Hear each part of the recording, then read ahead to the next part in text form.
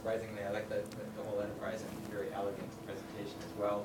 It struck me that the various projects that you're doing with Will and Chris and that you have done are kind of they're one angle of attacking the problem, but another way, and a way that both would be appealing to a wide number of investigators and would have sort of direct utility and therefore presumably fundability as a consequence of that, is if you think about what kids learn in school, right? It ought to be the case that there is a distribution with regard to the subjects in terms of the goodness of mapping between the subject matter and the mechanisms that are being used, or the parent modules that are spawning the daughter modules, however you want to think about it, for those different subjects, right? And that ought to predict how easy it is to learn those things, right? So there's no question that people can learn things that are quite remote, right? So string theory, or multi-dimensional topology, or whatever it is, right? That are extremely remote from what one might think of as the evolved foundations on which the learning of novel things takes place. And those things ought to be much harder to learn than reading where cultural evolution has provided a letter set that nicely fits and therefore spawns the new modules, relatively efficaciously. Yeah, that's a great idea. I mean, the examples that you mentioned in mathematics and learning about mathematics, they're actually, not exactly using this framework, but there is research that shows that some parts of math are almost built in, or at least very easy to learn, and others are more difficult to learn. And things like counting, as you know, this research with integers that suggests that culture provides us with these counting systems that then allow us to do things like represent exact numbers that are larger than a small integer. And there's other sort of anecdotal stuff when you read about, so topology is a good example, these methods that are used in physics. Stephen Hawking claims that he visualizes these things. That basically inside of his mind he's imagining landscapes, which is something that we have evolved to do, and using those to think about how you would solve the problems. Now, that's anecdotal, but I completely agree, and I think there's data all around us, very mundane data from schools that would be great to look at this. Is what's the match, and not just sort of empirically, but can we develop theories predicting when things are going to be easily learnable or not? It's a great idea. Alan? Clark, it seems to me that the view you've taken so far assumes that the child is a passive learner and not going out to seek information in the world. But how do you think evolution has prepared human children to actively find out things that they need to know? That is, it seems to me there are things that you ought to know that you need to know, and you shouldn't necessarily wait for experience to provide you the opportunities. You should say, this is something I've got to quickly learn about, so I'm going to go get the answer. Where do you think that occurs? It's a great idea. I completely agree, and most likely there's domain specificity about that too, right? So I think about things like babbling, the development of language, where the child is actually producing things which then play a role in shaping the learning. Active interactions with parents.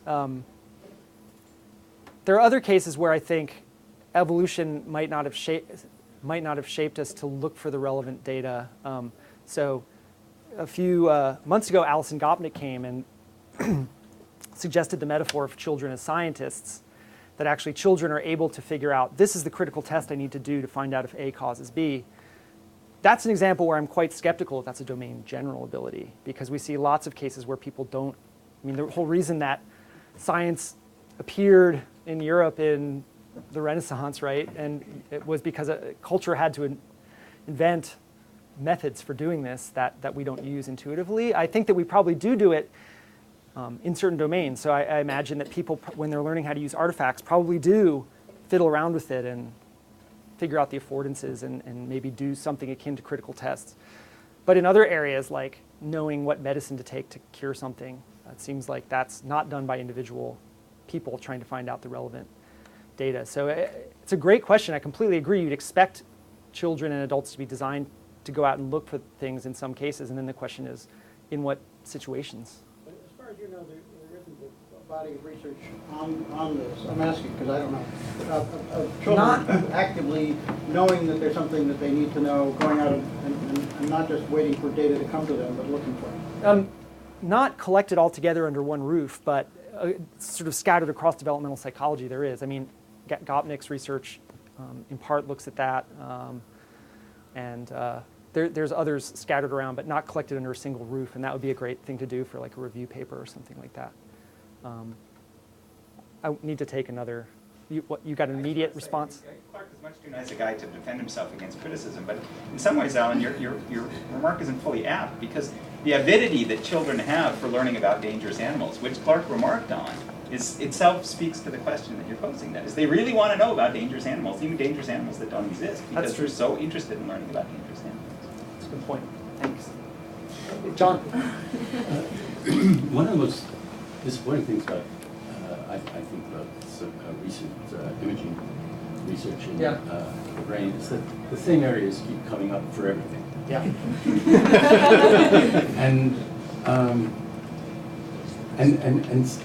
and there are multiple areas that do the same thing. Yes. But with your model, this wouldn't be a problem, because what you could look at is a brain is a set of circuits that's got a lot of variation. Something comes into the environment, and it selects certain circuits, maybe multiple circuits in different areas, to subserve that set of stimuli. Yes. And then we get this scattering. Yep. And then we can also get some brain damage, and the person can do just fine.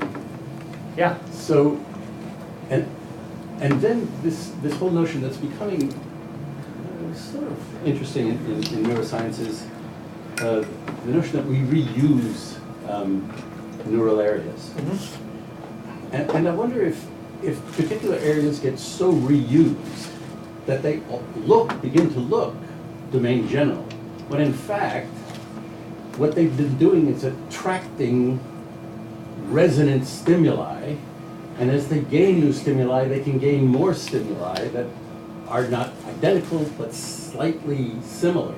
Yeah. And then it begins to defy our notion. We have this. It's really hard, even in neuroscience, to get away from the notion that the brain is like technology. It has a piece to do everything. Right. So I think this program really allows us to get around that. It hits the degeneracy issue nicely. Yeah. Thanks. Yeah, I think that the problem. I completely agree with you. It makes empirical problem for us, because in brain mapping, I mean, a lot of the reason that we get what we do, like subtractive technology, the subtractive methods, you have task A, task B, you subtract activation from the two, and then you say, oh, that's the bit that's left over is the part that's specific to B. I mean, logically, there's a sense to it, right? It's not an absurd thing to do, but at the same time, it defies, right? It leaves out the possibility of more complex interactions, on this hierarchical view that says, yeah, there's levels of specialization and things nested within each other. All the stuff that we're subtracting out, we should be looking at as well. I mean, hopefully now with these new people like Russ Poldrack and others are trying to make these giant databases where you can go in and interrogate the database about activation patterns, and so people may be able to do that. There's an older paper that I had where I suggested that one of the ways we might think about specialized mechanisms in the brain is a little bit like enzymes. This is a metaphor, but enzymes have this property where they actually there's a lock and key mechanism that determines how they interact with their substrates, right? And that means that enzymes can, in a way, it's not like they actively seek out their substrates, but you can have a sort of cytoplasm of stuff. And enzymes have functional specificity. They process the stuff that they encounter that satisfies their input conditions, but it doesn't have to be necessarily pre-fed to them. Nobody has to decide that's what they're going to process. It's the match, and just what you're saying, the match between the inputs and the device determines whether it gets processed. And you have all kinds of interesting things that are similar where enzymes and other biochemical systems actually encounter evolutionary novelty. So drugs,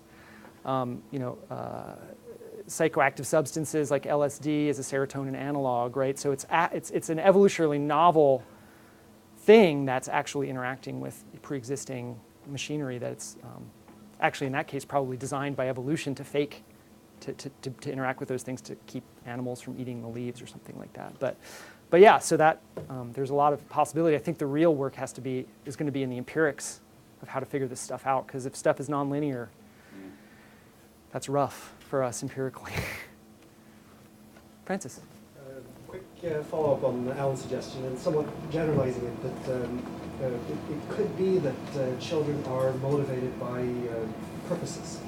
Yes. So in other words, danger might matter, food might matter, and that wasn't fully reflected in your experimental design. So you might want to give some thought to, stuff that you don't necessarily think of as categories, danger, or, Yes. right? That's right. These are things that a child might be motivated to see in terms of his own agency. Yep. And that you might expect feedback mechanisms that would say, well, I have certain goals, so Yes. depending on whether I achieve those goals or not, I'm going to build certain mental capacities. It's a great idea. So one of the reasons that this design doesn't have that is because when we first started, it was specifically to look at the question of, are people equipotential sponges, right? So there's this sort of folk idea that we're just recipients of the world around us, and that it washes over us and we internalize it all, right? And so this was really trying to isolate. We know exactly what's being transmitted to the kids, and we can show for sure that some of it's getting in there and some of it isn't, right? So that's proof of concept in that way. But you're absolutely right that kids are active, and we actually have some evidence from the ethnography of doing these experiments. So I'll give you an example. When we did the artifact experiment, a lot of the kids would say, "What's that for?" And we didn't tell them that. That wasn't part of the experiment, and they were very frustrated. What is that one for?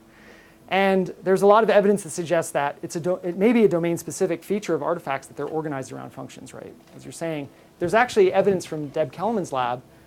She's done similar logic type of things where you actually have one trial learning of artifact function by kids. So you come in, there's actually several labs that have shown this, and you have some weird thing, and you say, this is what you do with this, right? And you do something with it, and then the kids on the first trial encode that's what you do with that thing.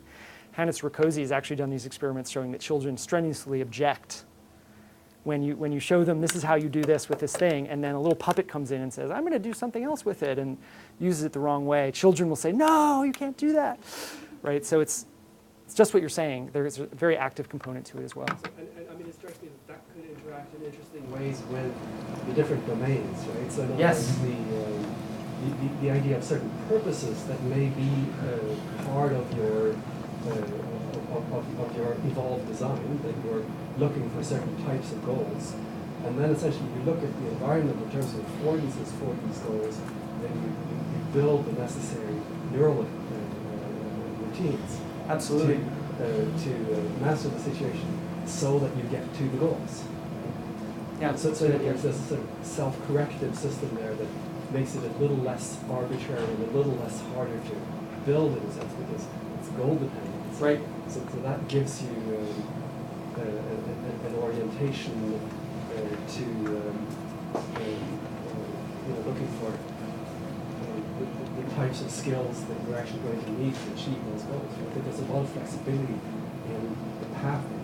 Yeah, it's great suggestion. Yeah. Is there, or even can there be, any sort of stimuli that are so novel that they generate the sort of equivalent to the blue schemic death? Yeah. They're just unlearnable. I'm thinking now of there's this phenomenon called the uncanny valley, which is I think it's in face perception. Do you guys? Yeah, it's in. So there's certain ways that you can alter faces. It's not just faces; it's whole bodies, right? Computerized bodies that either look sort of purely computerized, or they look purely naturalistic. But in between, I mean, there's there's- any value. And it does something, it's unsettling or something like that, right? It's easy, cartoons are fine, but as you try to get closer The and closer to intermediate- humans, there's an intermediate stage where Yeah, okay, that's- you like it yeah. less. So this Midnight Express is a famous example. The Tom Hanks character, the conductor, is just supposed to be a nice man, but he looks incredibly creepy because Yeah, they're not, once you get into a certain domain of real people, then your Yeah. willingness to tolerate a bunch of stuff goes away. yeah. So it's an interesting question because those are all cases where there is something processing the information, but it's, not maybe generating the right adaptive outputs. But cases where it just does not compute, I mean, the obvious ones are things like, ultraviolet light or something, where we can't perceive it. But then cases where the information gets in and is unable to be processed, it's a very good question. I don't know, and I'm not sure how we would necessarily know. Is sensation plus memory. In other words, to receive it, it has to resonate with some past experience. So, but if it didn't, then you just get the sensation and not notice it. Yes. I mean, what's interesting about brains compared to computers is what biologists call robustness. So, I mean, there's a specific idea of robustness, which is basically, you don't want things to blue screen. I mean, developmental systems, you don't want them to blue screen, right? You don't want them to encounter, selection would act very strongly against blue screening, right? It's an interesting feature of our brains that there's all kinds of robustness. I mean, you can remove parts of it. You can remove face perception, lots of stuff, and it still works, basically. I mean, it doesn't work. It's missing that capacity, but it's able to deal with the lack of that thing. And that's something I think would be really interesting to think about from this perspective of how you build robustness into systems such that you don't get a blue screen. You might just get, I'm not sure what to do with that, but I'm just going to keep on going along. And clearly animals have that, right? I mean, even simple animals, you present them with strange stuff, and they do something. They deal with it in some way. Greg? Well, just to follow up on that, I was going to say, a lot of times the brain will turn the input, in a sense, into something it can process. So like if you wear glasses, it turns the world upside down. Yeah. You eventually then just flip the image and process it like it's right side up. Yes, right. So it's like, even if you can't get something that will turn you off, because you'll just turn it into something that seems all right. You might Right. be confused. But. Right. Yeah, I mean, if we could come up with some sort of stimulus that would cause people's brains to blue screen, I think the U.S. government would probably be very interested in that. You could have movement, right? I mean, if people get movement sickness, they might pass out because the world is passing them by in a way that makes them ill, and then they pass. Yeah. That's a form of blue screen. Yeah. No, but that's an adaptation. But we're out of time, Alex. We have to, 10-second illustration. Motion sicknesses. Sango mori, panamuye. So nobody in this room probably can repeat those phonemes or even, could name one of them. Right. So if your learning system isn't got any mechanism for parsing the phonemes, recognizing which they are and so forth, let alone the morphemes and the syntax and so forth, it's not even in short-term memory. Yeah, it's a good point, good example. Thank you all very much.